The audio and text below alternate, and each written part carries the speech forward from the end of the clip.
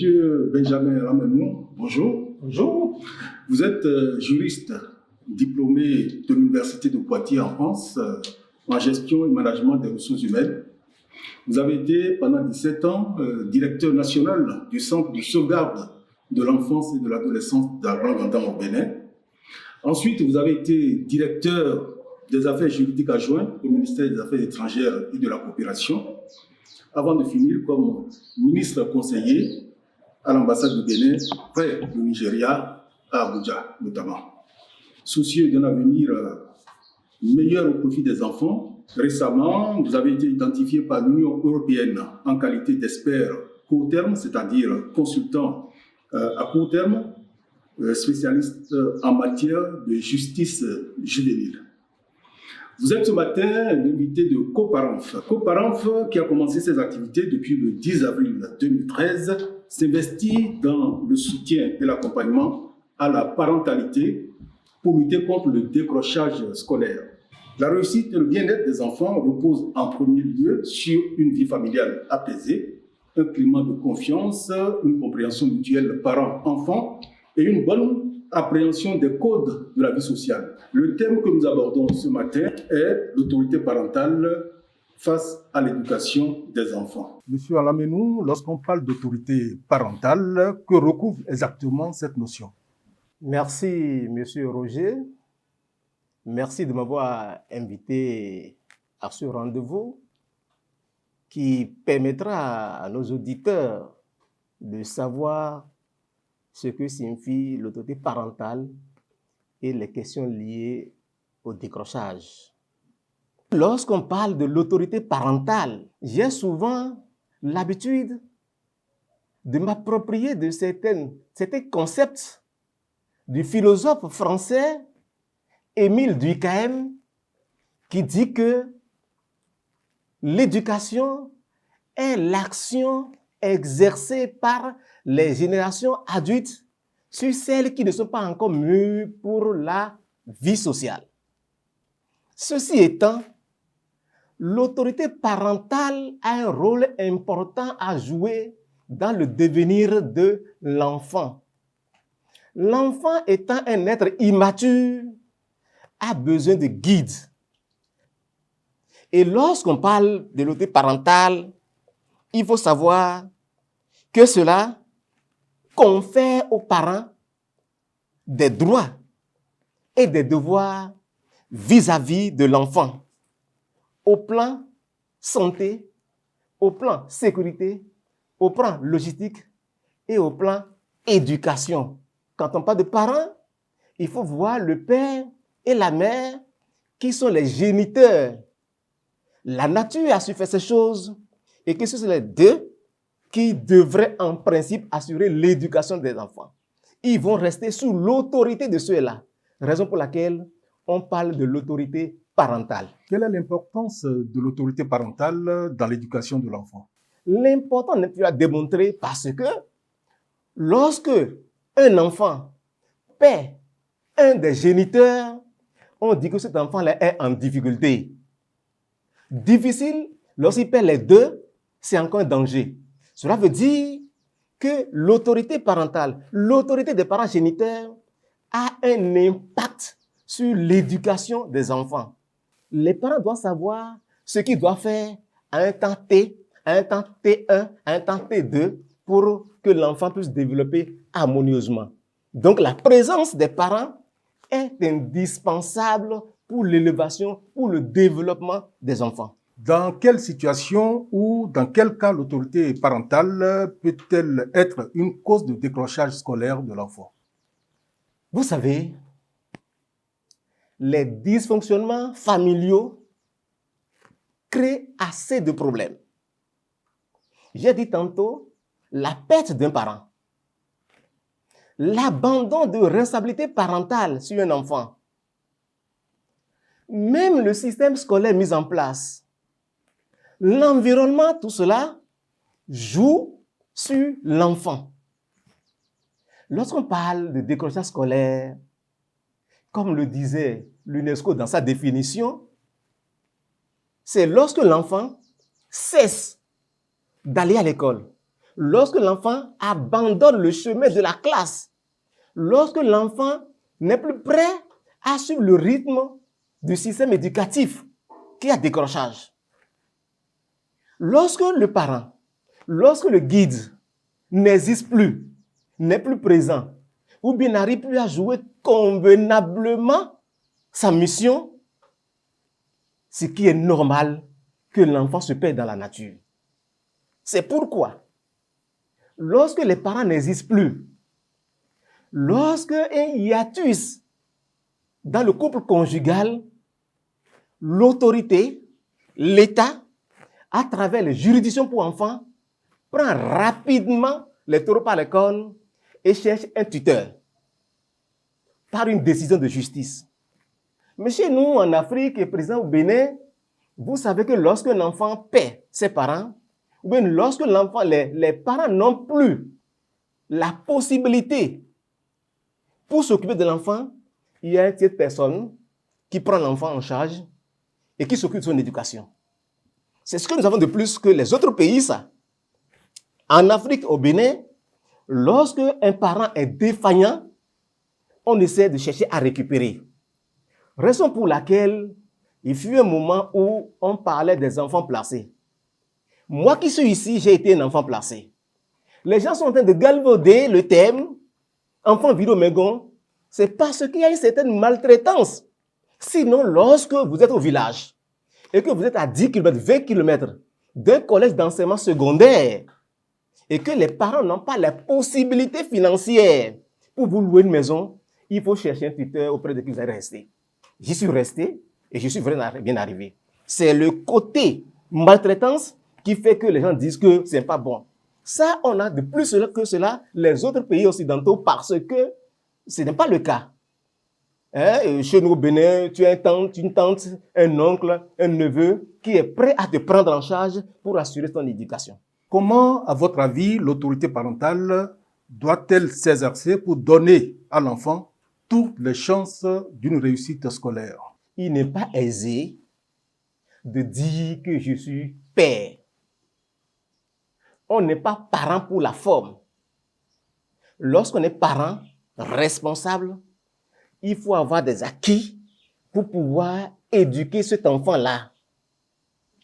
Lorsque vous n'avez pas les moyens, lorsque le chômage existe, vous n'avez plus les possibilités de subvenir aux besoins de l'enfant. Lorsque la mésentente quotidienne existe au niveau du foyer, vous n'avez plus les capacités idoines pour s'occuper de l'enfant. L'enfant est vite influençable par son environnement. Ce qui veut dire que les parents ont le devoir, l'obligation de s'entendre pour éduquer, pour former l'enfant qui est un être immature, qui ne fait que copier ce qu'il voit. Lorsque les parents ne s'entendent pas, il faut dire que cet enfant-là n'aura pas une bonne éducation. Nous, au Bénin, il y a des tests, il y a des lois, même à l'international, la Convention relative aux droits de l'enfant et les droits de l'homme font qu'aujourd'hui, pour être un bon père de famille, il faut avoir des réflexes, des comportements pour que l'enfant puisse réussir sa vie d'enfance et le conduire vers l'adolescence, vers la jeunesse. Et l'État également ne reste pas les bras croisés face à ces situations. Monsieur Alamenou, quelles sont les dispositions prises par le Bénin au plan constitutionnel et juridique afin d'éviter précocement le décrochage scolaire de l'enfant? Oui, connaissant les conséquences d'un décrochage précoce, un État responsable devait prendre les taureaux par les cornes, comme les gens le disent vulgairement. Au plan constitutionnel, au Bénin, il est dit que l'éducation est la première priorité nationale. Ce qui veut dire que tous les enfants béninois doivent aller à l'école. Au plan juridique, il est dit, sur le plan travail, qu'un enfant de moins de 14 ans ne doit pas accéder à l'apprentissage. C'est interdit. Et que, sur le plan scolaire, l'État a mis en place des modalités, sinon des facilités à l'enseignement primaire pour aider tant soit peu les parents. Il y a la gratuité de la scolarité, du CI jusqu'au CM2, tout le système primaire. Au cours secondaire, les filles de la 6e jusqu'en 3e ne payent pas. Pour les garçons, je pense qu'on a essayé de voir la bourse pour fixer un taux minimum de 14 000, de 15 000, de 13 000 selon les départements. Et l'installation des cantines sont des mesures pour maintenir tant soit peu ces enfants à l'école, pour éviter le décrochage précoce.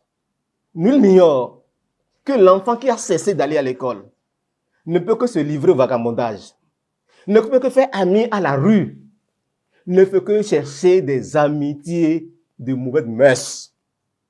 C'est pourquoi notre pays a l'obligation d'aller très loin dans ces mesures. Pourquoi pas les autres enfants garçons de la 6e en 3e ne pas payer aussi la scolarité. Et le fait de ne pas payer la scolarité ne suffit pas. Il faut aller loin pour permettre aux parents d'avoir les moyens pour aider les enfants, éviter le décrochage précoce. À quoi sont-ils destinés ces enfants victimes de décrochage scolaire précoce? Lorsque l'enfant n'est pas moulé dans un système rigoureux, il se trouve dans la rue. Et la rue est un bon maître. La rue est un bon éducateur. Vous constatez souvent que les enfants qui sont dans la rue n'obéissent plus aux parents, n'obéissent plus aux éducateurs, mais plutôt c'est la rue qui devient son éducateur. Et vous savez, l'éducation que véhicule la rue, c'est le banditisme, c'est le non-respect des lois, des tests, les contraventions, des délits qui vont certainement vers la criminalité précoce. Et pour éviter tout cela, là, il faudrait que nous puissions faire un effort au niveau des parents, au niveau de l'État, pour arrêter la saignée. À Paris, le magistrat Jean-Pierre Rosenweg, ancien président du tribunal pour enfants de Bobigny et parrain actif de Coparinf, pense comme vous que l'éducation parentale peut avoir un impact positif ou négatif sur le succès scolaire de l'enfant. Pensez-vous qu'il y a des similitudes dans l'éducation parentale en France et dans les pays occidentaux qu'en Afrique et particulièrement chez nous au Bénin? Tout enfant naît de la même manière. L'environnement dans lequel se trouve le transforme. Je ne peux pas vous dire que l'éducation en France, l'éducation dans les autres pays est la même au Bénin. Il y a l'environnement familial. Maintenant, ça a des aspects positifs et des aspects négatifs. Je n'irai pas contre ce que le magistrat français a dit. C'est vrai, lorsque l'enfant naît et évolue dans une famille, dans de bonnes conditions, vous allez constater que l'éducation est différente. Mais aujourd'hui, ce n'est pas un secret. La France et le Bénin, les États-Unis, l'Angleterre n'ont pas la même manière d'éduquer, de prendre les enfants en charge. Il est vrai que nous avons copié un peu l'Occident par rapport aux questions liées au châtiment corporel. La convention relative aux droits de l'enfant auquel nous avons adhéré, le Bénin a adhéré, il est dit qu'il n'y a pas le châtiment corporel. Mais les présidents, les chefs d'État sont très intelligents et ils ont dit, en dépit de cette convention à l'ordre international, il faut choisir la charte africaine de bien-être de l'enfant. C'est dans ça là qu'on a dit, attention, en dehors des droits, il faut des devoirs pour l'enfant. C'est là où se trouve un peu la différence. Le décrochage dont on parle aujourd'hui, le Béninois, c'est vrai, on n'est pas appelé à vivre dans la pauvreté, mais lorsque vous n'avez pas des moyens reluisants, comme cela se doit, et lorsque vous êtes soucieux, et vous savez que vous êtes issu d'une famille pauvre, vous avez l'obligation pour réussir. Mais ailleurs, peut-être ce n'est pas ça. Lorsque peut-être les parents, les moyens, tout ça, là, on se dit, écoutez, lorsque je vais échouer, les parents vont me placer à tel endroit. Mais le Béninois, sinon, la plupart des Béninois ne doivent pas avoir cette pensée-là. et savoir que je suis issu d'une famille très pauvre, je dois tout faire afin de devenir quelque chose pour cette famille-là. Je le rejoins quelque part, mais dans un autre pan, je dis non, que ce n'est pas la même chose. Nous avons l'obligation de nous contenter de notre éducation, de notre culture. On ne peut pas éduquer quelqu'un sans sa culture. C'était très important. Monsieur Alamenou, en votre qualité de spécialiste de l'enfance en difficulté, quel appel souhaiteriez-vous lancer à l'endroit des parents? Je voudrais seulement dire qu'on n'est pas parent celui qui veut. On n'est pas parent parce qu'on veut être parent. On est parent parce qu'on a la capacité. On est majeur. On est prêt à subir les conséquences qui découleraient de la sortie de cet enfant-là. Lorsque l'enfant naît, il a des exigences. Lorsque le père, lorsque la mère ne sont plus là pour subvenir aux besoins de l'enfant, c'est difficile. Donc, je dirais que même si vous êtes pauvre, il faut savoir que l'enfant, c'est une richesse. Je ne dis pas d'en fabriquer assez. Le peu dont vous êtes capable de supporter les besoins, il faut l'avoir. Et la vie, sachez que c'est un choix. Les gens peuvent décider à ne pas en avoir d'enfants. C'est un choix. C'est un choix de la vie. Quand vous savez que vous n'avez pas les moyens, ce n'est pas la peine de le faire. Je ne vais pas parler aux parents sans jeter un regard vers l'administration, vers l'État béninois qui s'efforce. Mais je les exhorte à aller plus loin par rapport à ça, en mettant en place des structures de prise en charge où éventuellement des enfants vont tomber dans ces ravins, dans ces conditions inattendues, pour que nous puissions assurer la sécurité et le développement de notre cher pays. Je vous remercie. Merci, monsieur, c'est à moi.